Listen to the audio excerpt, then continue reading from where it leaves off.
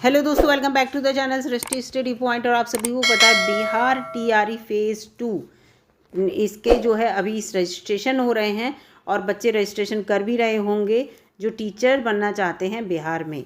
यहाँ आज हम बात करेंगे इसी के एग्ज़ाम पैटर्न यानी कि परीक्षा संरचना और इसके साथ साथ पाठ्यक्रम यानी कि सिलेबस के बारे में डिटेल में, क्योंकि पिछला जो फेज़ 1 था उसमें 6 to 8 की वैकेंसी नहीं आई थी। इस बार 6 to 8 को पढ़ाने के लिए वैकेंसी आई हैं।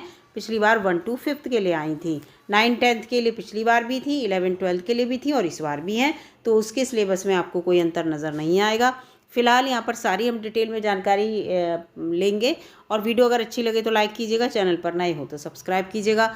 ये देखिए यहाँ पर आपको मैं बता दूँ, ये 6 to 8 के लिए है। ये देखिए 6 to 8 के लिए यहाँ पर लिखा है, ठीक है। और यहाँ पर जब 6 to 8 के लिए लिखा हुआ है तो ये सिलेबस भी उसी का है। पेपर आपका 2.5 घंटे का होगा, कुल 150 क्वेश्चन आएंगे और पेपर केवल एक ही होगा। फेज़ 1 में जो था पेपर आपके 2 हुए थे और 2 पेपर किस उसमें हुए थे, एक तो आपका भाषा का हुआ था जिसमें 100 क्वेश्चन आए थे और दूसरा सब्जेक्टिव था जिसमें 120 क्वेश्चन आए थे। तो इन सबको मर्ज करके ये 100 की जगह 30 क्वेश्चन कर दिए गए हैं और अब आपके टोटल 150 क्वेश्चन आएंगे, ठीक है। और ये जो 30 क्वेश्चन भाषा के हैं यहाँ लिखे हुए हैं, देखिए आपके 3 सेक्शन होंगे। एक ही पेपर में 3 भाग दिए जाएंगे, भाग 3 होंगे, पेपर एक ही होगा, उसके 3 भाग कर दिए हैं यहाँ पर। भाग 1 में जो है आपके भाषा के आएंगे 30 क्वेश्चन, ठीक है। भाग 2 में आपके जीएस के आएंगे सामान्य अध्ययन के 40 क्वेश्चन और भाग 3 में आएंगे आपके विषय से रिलेटेड, सब्जेक्ट से रिलेटेड 80 क्वेश्चन। टोटल आपको 150 क्वेश्चन देखने को मिलेंगे।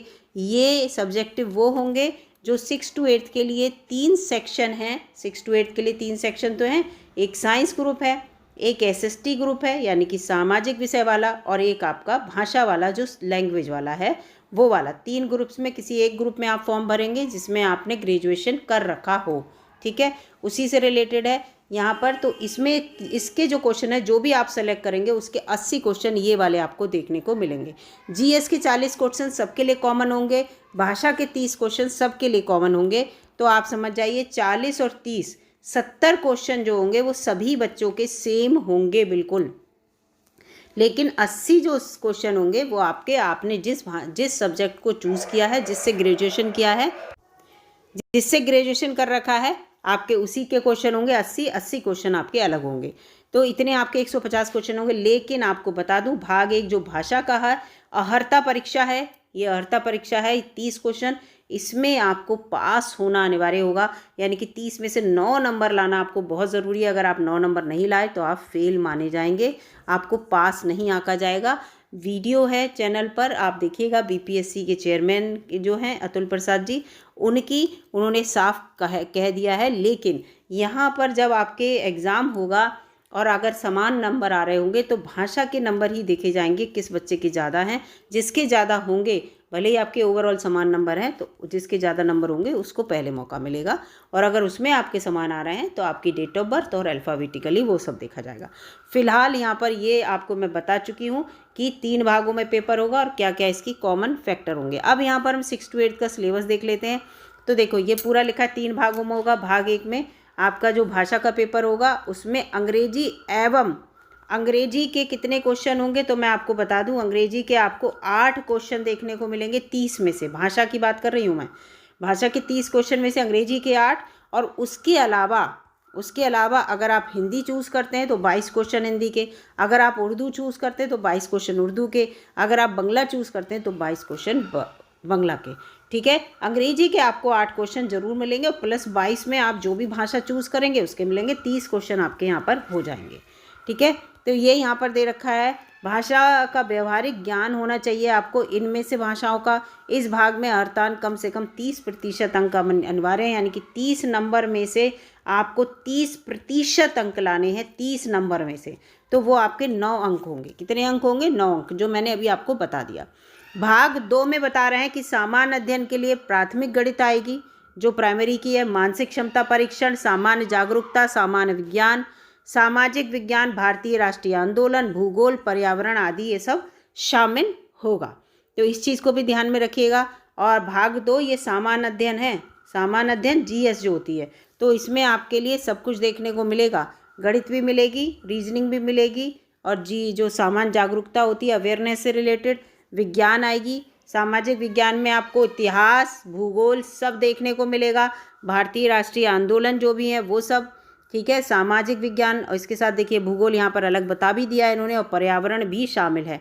तो सब कुछ आप इसको पढ़िएगा, और ये आपके 40 क्वेश्चन इस सेक्शन से यहाँ पर देखने को मिलेंगे।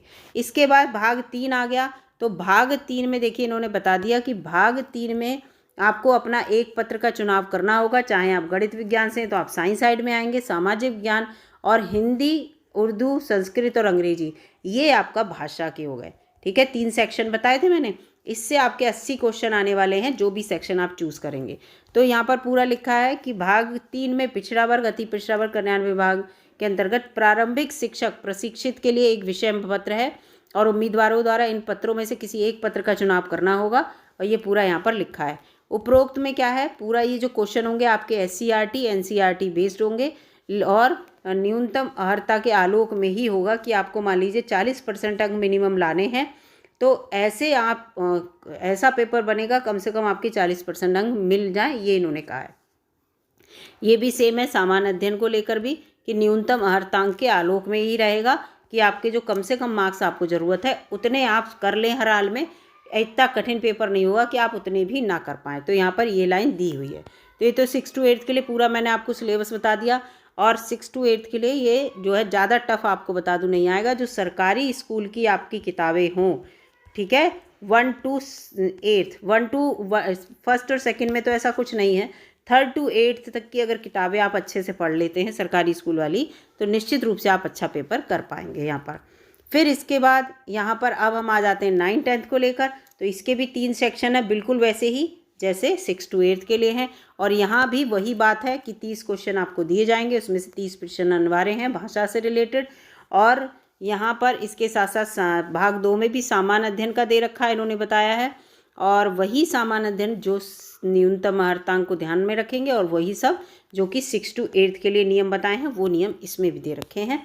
और इसमें वो जो भाग 3 है जिसका आप चुनाव करेंगे इनमें से जिस सब्जेक्ट का, उसके 80 क्वेश्चन आपको देखने को मिलेंगे। सामान्य अध्ययन के तो 40 होंगे ही, 30 आपके भाषा के होंगे। तो इसमें ये दे रखा है 9th to 10th के लिए। अब यहाँ पर पूरा दे रखा है ये। इसके बाद यहाँ पर देखिए ये भाग 3 के लिए, इसके बाद लेकिन यहाँ पर याद रखिएगा NCERT की जितनी भी बुक है उनको पढ़ लीजिएगा। फिर इसके बाद 11th 12th के लिए भी सेम बात है, बिल्कुल पेपर सेम पैटर्न में आने वाला है। 2.5 घंटे 150 जो है वो आपको क्वेश्चन होंगे 150 नंबर के ही। PGT से रिलेटेड होता है कि 9th 10th तो ग्रेजुएशन है, और 11th 12th के लिए आपके पास PGT पोस्ट ग्रेजुएट करे हों आप, है ना। और प्रिंसिपल के लिए भी इसमें सबके लिए लिखा है। इसका सेक्शन भी सेम वही है कि 30 क्वेश्चन जो आएंगे भाषा के, उसमें 30% अंक लाने अनिवार्य हैं। अनिवार्य लिखा है तो आपको ज़रूरी है, अदरवाइज़ फेल माने जाएंगे।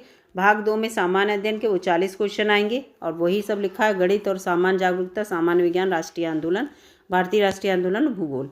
भाग 3 में उच्च माध्यमिक विद्यालय के अध्यापकों के लिए आपको अपना एक विषय चूज़ करना होगा, उसके 80 क्वेश्चन यहाँ पर देखने को मिलेंगे। कंप्यूटर साइंस के लिए आपको पता है एस्टेट वो BEd जो है अनिवार्य नहीं है, ये भी यहाँ पर फिर से क्लियर कर दे रही हूँ। कंप्यूटर साइंस से अगर आप फॉर्म भर रहे होंगे तो BEd अनिवार्य नहीं है। पिछड़ा वर्ग और ये सब जो फॉर्म निकले समाज कल्याण वाले, उसके भी यही सब लिखा हुआ है, बिल्कुल न्यूनतम अर्हतांक अंक। और यहाँ पर ये इम्पोर्टेंट है, देखिए ये भाग 1 जो है क्वालिफाइंग है, 30 क्वेश्चन आपके क्वालिफाइंग है, याद रखिएगा 30 क्वेश्चन आपके क्वालिफाइंग है, यानी कि 120 नंबर में आपकी मेरिट बनेगी, 30 क्वेश्चन आपके बाहर रहेंगे। अगर 120 नंबर में किसी बच्चे के 100 नंबर आ रहे हैं जो है इसमें, और दूसरे के भी 100 आ रहे हैं, अब किसको सेलेक्ट किया जाए, तो वहाँ पर फिर कौन से ये जो 30 नंबर हैं वो आपका बहुत बड़ा रोल प्ले करेंगे, ठीक है। याद रखिएगा 100 नंबर अगर आपके सेम नंबर आ रहे हैं, तुरंत भाषा पे ये पहुँच जाएंगे कि भाषा के 30 अंकों में से किसने ज़्यादा जो है नंबर प्राप्त करें, उसका सिलेक्शन हो जाएगा। अगर भाषा में भी आपने सेम प्राप्त किए हैं तब आपकी DOB पे जाएंगे, और DOB सेम है तो अल्फ़ाबेटिकली जो ऑर्डर है आपका उसमें नाम में उसके अकॉर्डिंग जाएंगे। तो फिलहाल भाषा का भी बहुत बड़ा रोल रहेगा, 30 क्वेश्चन भले ही चाहिए क्वालिफाइंग हो, कि 9 नंबर ही आ जाए बस पास हो जाओगे, लेकिन ऐसा नहीं है, ज़्यादा नंबर लाइएगा। क्या पता आप अपने सब्जेक्ट में किसी दूसरे साथी के बराबर ले आए, तो अगर आपके ज़्यादा होंगे तो फ़ायदे में रहेंगे। सभी विद्यालय अध्यापकों के लिए ली जाने वाली लिखित परीक्षा MCQ टाइप होगी, वस्तुनिष्ठ होगी।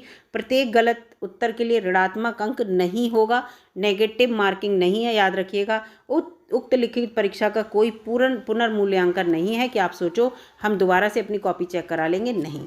तो यहाँ पर सबसे बड़ा रोल जो है मैं आपको बता दूँ, ये भले ही चाहे आपके 30 नंबर हैं भाषा वाले, लेकिन उसमें अच्छे से अच्छे नंबर लाने की कोशिश कीजिएगा, और इसमें तो अच्छे लाएंगे ही, जिससे कि आप मेरिट में हमेशा अप रहें। तो ये सारा मैंने आपको बता दिया कि आपका पेपर 2.5 घंटे का होगा, एक ही पेपर होगा, 150 नंबर का होगा, 150 प्रश्न आएंगे, नेगेटिव मार्किंग नहीं होगी। 30 नंबर में आपको 9 नंबर लाना अनिवार्य है भाषा के पेपर में, और केवल अर्ता वाला होगा। मेरिट आपकी 120 नंबर पे ही बनेगी। तो ये सब यहाँ पर क्लियर हो गया। वीडियो अगर आपको अच्छी लगी तो लाइक कीजिएगा दोस्तों, चैनल पर नए हों तो सब्सक्राइब कर लीजिएगा। इस तरह के सारे अपडेट मैं चैनल पर देती रहती हूँ, और मिलूंगी अगली वीडियो में। तब तक के लिए नमस्कार।